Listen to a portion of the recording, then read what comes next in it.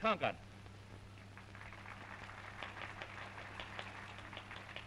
We spend our energies and our resources in the very lives of our sons and daughters because a band of gangsters in the community of nations declines to recognize the fundamentals of decent human conduct.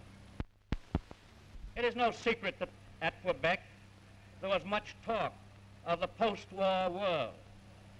That discussion was doubtless duplicated simultaneously in dozens of nations and hundreds of cities and among millions of people. There is a longing in the air. It is not a longing to go back to what they call the good old days. I have distinct reservations as to how good the good old days were. I would rather believe that we can achieve new and better days. Absolutely. Those who assert vociferously that the four freedoms and the Atlantic Charter are nonsense because they are unattainable. If those people had lived a century and a half ago, they would have sneered and said that the Declaration of Independence was utter piffle. If they had lived nearly 1,000 years ago, they would have laughed uproariously at the idea of Magna Carta. And if they had lived several thousand years ago, they would have derided Moses when he came from the mountains with the Ten Commandments. We concede that these great teachings are not perfectly lived up to today, but I would rather be a builder than a wrecker, hoping always that the structure of life is growing, not dying. May the distant future perhaps, but someday with certainty, all of them will remember with the Master, thou shalt love thy neighbor as thyself.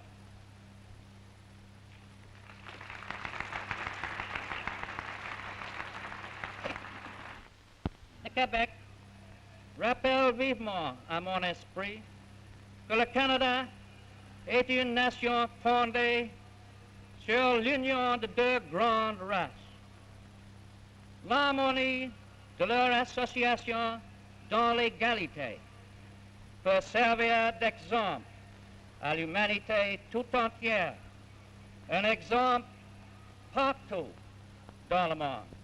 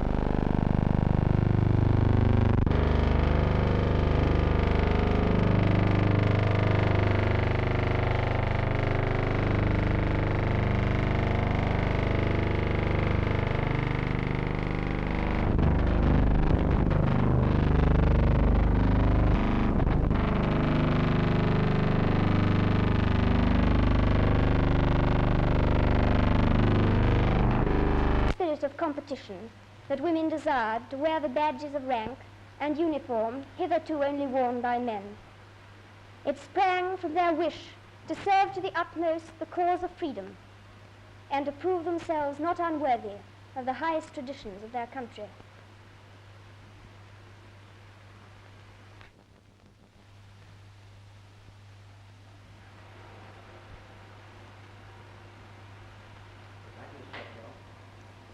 Je saisis l'occasion de saluer de Québec mes camarades des forces féminines du Canada et des États-Unis d'Amérique, aussi bien que toutes les autres femmes qui au champ et à l'usine aident les Nations Unies à remonter le chemin de la victoire.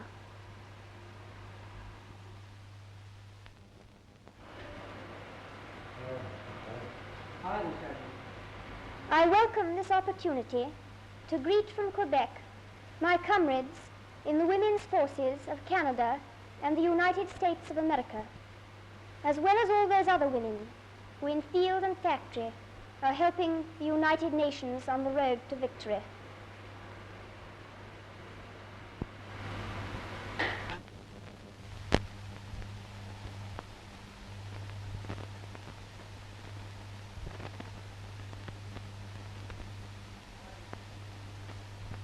I welcome this opportunity to greet from Canada.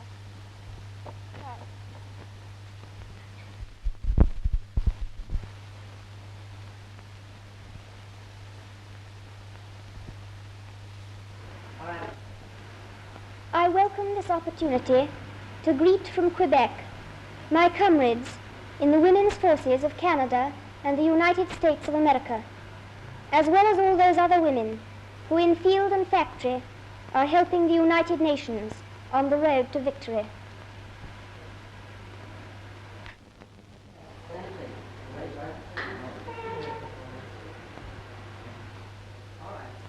We have never seen before the mobilization of women on such a scale as is going on in so many parts of the world today. A few years ago, some people doubted that it could be done. Others laughed at it, and many were opposed to it.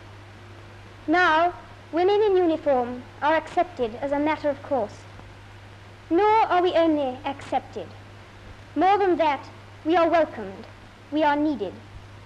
And we are proud and happy to feel that our uniform is a symbol of efficiency and discipline and loyal comradeship. It was